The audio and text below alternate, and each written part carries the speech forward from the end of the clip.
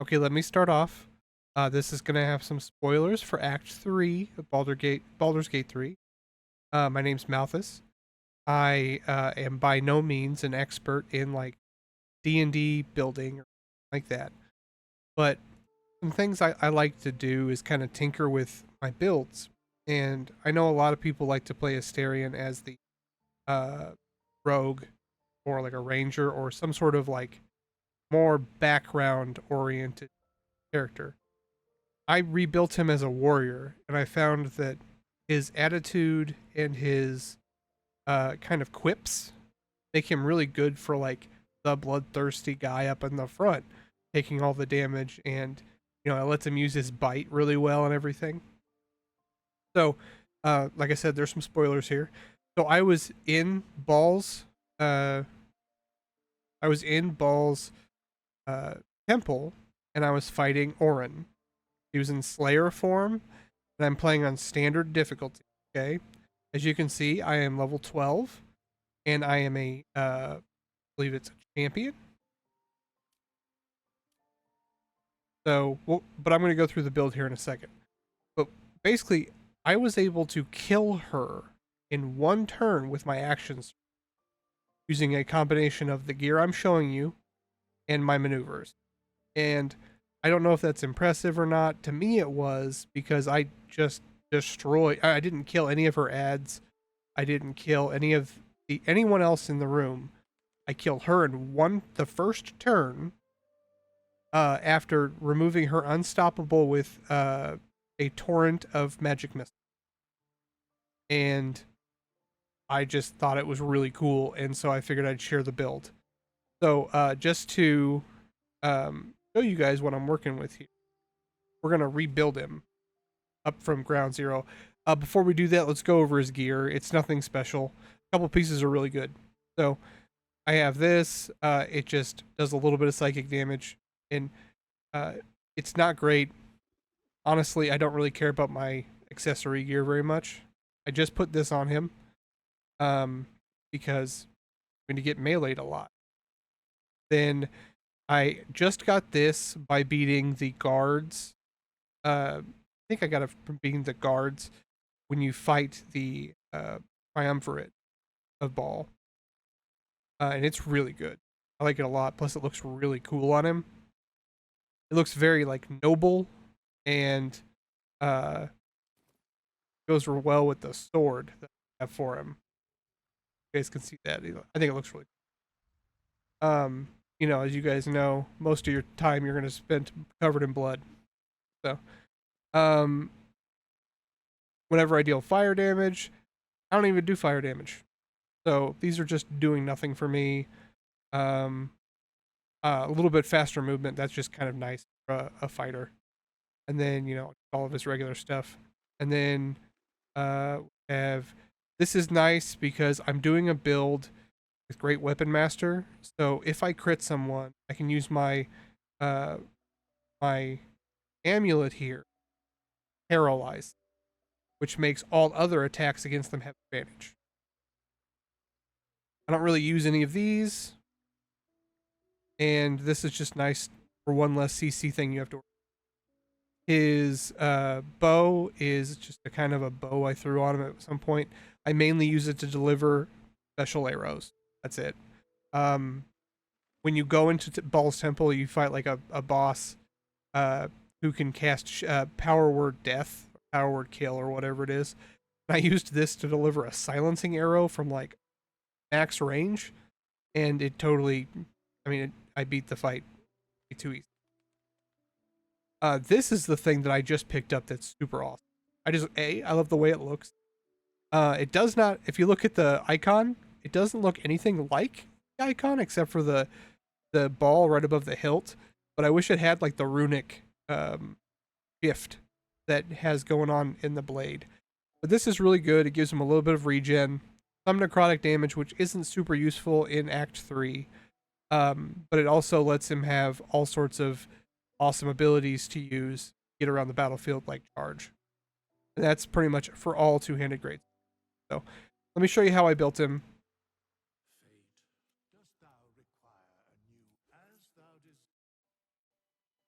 So we're just going to do a fighter. It's a pretty plain Jane build.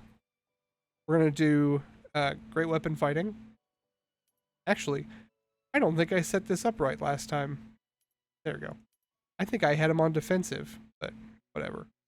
And then, yeah, I don't think I messed with any of these. So I used the standard stats, and I used the standard skills because I need somebody in my party with sleight of hand. I'm going to go through all the levels. I am max level, so it might have just been a fluke that I killed her so fast. I didn't really crit at all, though. Kind of crazy. But I was like just chunking her. We're going to go Battle Master for maneuvers. I had never done this before. I was actually kind of scared to try it. I've been using Champion on him, but I was like, you know what? He's kind of boring in combat. Let's see if we can change him out. And I didn't want to do an Eldritch Knight because my main character is a wizard. So, tried Battle Master. There's lots of things you can use. Each one does like their skills that use a unique type of currency. It's kind of like how Sorcerer has their unique spell points, and a Warlock has a certain number of level 3 spells where it upcasts everything to that level. But these ones give you all sorts of. So what I went with, because I knew I was going to do it all the way to level 12, is I did evasive footwork, and so if I knew I was going to be in melee with someone, I could keep them from hitting me as much. I got goading attack because basically it makes the person attack me or they get disadvantage. It was awesome. I used it on Orin, and she, if she would have lived, she wouldn't have been able to attack anybody else. And then I picked up riposte for this first one, which means that if somebody tries to hit you and misses, which they will because you have high AC, then you can expend a superiority die, which you get a certain number of per level, and you get to do damage.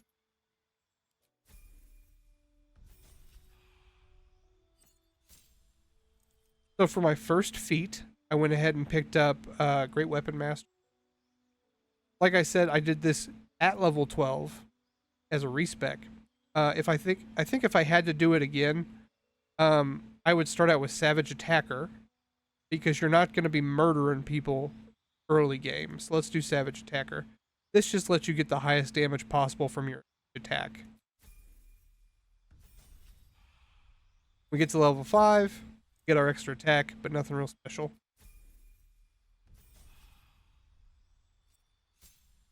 Level 6, we get another feat.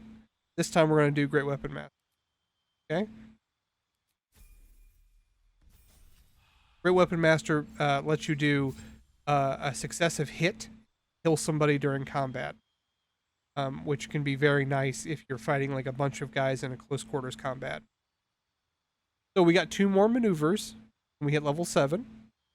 We're going to come in here, and I believe I picked up Maneuvering Attack, which lets me deal additional damage, and it lets somebody else leave combat without opportunity attacks, which is great because, like I said, my main character is a warrior or a wizard, and I don't want to use my Misty Step if I don't have to. And then I also picked up Precision Attack. I never used it.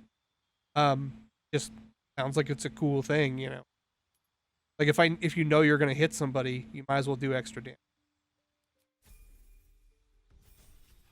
Going up to level 8, we picked up a new feat. We're gonna do Heavy Armor Master for the DR, and to push our strength up to 18. Now this would also be a good one to take early on because it's a flat 3, which means that early on when people are doing like 7 damage, it cuts like half their damage off. And also it'll push you up in strength. So it's just, if you need a tank, you go for Heavy Armor Master. But if you need a damage dealer, you do either Savage Attack or Great Weapon Master. Or you could do Polearm. I tried Polearms. They're real fun.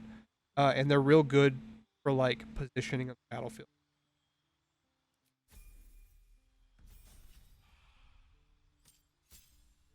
So with level 9 we get Indomitable, which is okay. Like, you failed a saving throw, try again, For me, I have terrible luck with it, so I never really. Okay, so you hit level 10, get a subclass feature, which means now all of our superiority dice, instead of being a D8, are a D10, which means that all of our attacks that add their superiority damage, the attack, are now a D10, and anything else that uses superiority die and factors in that D8. So there's a couple things you could do. Disarming attack is nice. Does not work on most bosses. So like with Orin, he turns into a monster. Um, or when you're fighting pretty much any boss, they make them immune to disarm on purpose. So you might stay away from that. Pushing attack is hilarious if you just love pushing people off cliff. Rally is okay if you're trying to do a no healer build. Or like instead of a no healer, like everyone has just a tiny bit of healing. That also kind of is fun. I chose trip attack because if I can get people prone, then I can have my other two. I have Will and I have Shadowheart because you pretty much have to have a cleric and she's fine. So I can get them on the ground with trip attack, and they can get advantage on that. And then for the last one, I don't like Commander Strike because it uses my action and my reaction, and I direct somebody to use their reaction to make. Well, Astarion's going to be doing the most damage with his. Face it, I don't use a rogue or anything. We don't like disarm, distract. Okay, it makes if you use a melee heavy group, this is great. So if you use a rogue, if you use a melee ranger or that, go ahead and hit up distracting strike. It's fun. I try to stay away from any of the ones that use both your action and bonus action because that's your entire turn. You do get a lot of attacks as a warrior, but still. This will give you an advantage and an extra D10. So if you just want to do damage and you want to make sure you hit, I guess that's a pretty good. This is what I took. Menacing, it uses superiority die. It does extra damage and has a possibility to frighten, which to me is a great combo because frighten is an amazing ability. And if we look at it, you don't use it. It's kind of unless you use a lot of magic, you're not gonna get. So it makes it so they can't move. They have disadvantage on ability and attack rolls, and they're just kind of sitting there waiting to get. So we're gonna pick up that. Get level 11. We got our third attack. This is, when you get a third attack, you're one turning Orin because I hit her 3 times with 3 maneuvers, and then I actions and just nuked on her again, and it was hilarious, and that's why I'm making this video because it felt great. So your last one, I chose Sentinel because I have a wizard and I use Will, and neither of those are very tanky. But I think I'm gonna change it because Shadowheart currently Sentinel. Although I might change Shadowhearts away from Sentinel, because you can't use Sentinel to get an opportunity attack when defending an ally if the other person has it, and so you can only really have one frontliner with it, and it should be the person who hits the hardest. Me, Astarion. Another thing, if you want to pick up skills, you can, but I've already got sleight of hand, which, let's face it, that's an important one. Investigate. It's really up to you what you want. If you need a little bit more life, if you want to not be as bad in a dungeon, I've found that Dungeon Delver is actually really good because perception is so important in this game, especially your first playthrough because you don't know where everything is. So it's just kind of what you want. I think I ended up choosing athletics as my last one, but like I said, at this point it doesn't matter. So if we look at our stats, I could pick something up that gives me one more con, but it's not going to be huge. Could pick up lucky. I haven't messed with lucky, but that would give me 2 different kind of special rolls we could. So let's try that, and I'll report back in the comments if I think it's if it's as awesome as everyone said. I know everyone said. So that's my Astarion build. It makes him a absolute wrecking ball. Battlefield, has cleave, can rush people. And I do. He has a bow, so I has blinding shot, which is really nice. And like I said, I use a ton of special arrows, and it really makes him a utility on the battlefield where sometimes a fighter can be a drag. You're not in a ball. I hope you enjoyed this, and like I said, I'm not an expert. I just found a really fun build and wanted to share it. If you have any suggestions on other things that would be fun, I'm going to start a Dark Urge campaign after I beat this version. I'm thinking I'm going to do either a Ranger or a Dark Paladin. Let me know what you think of which one would be more fun for like that super power fantasy. And I hope you guys have a great night, and I'll see you later.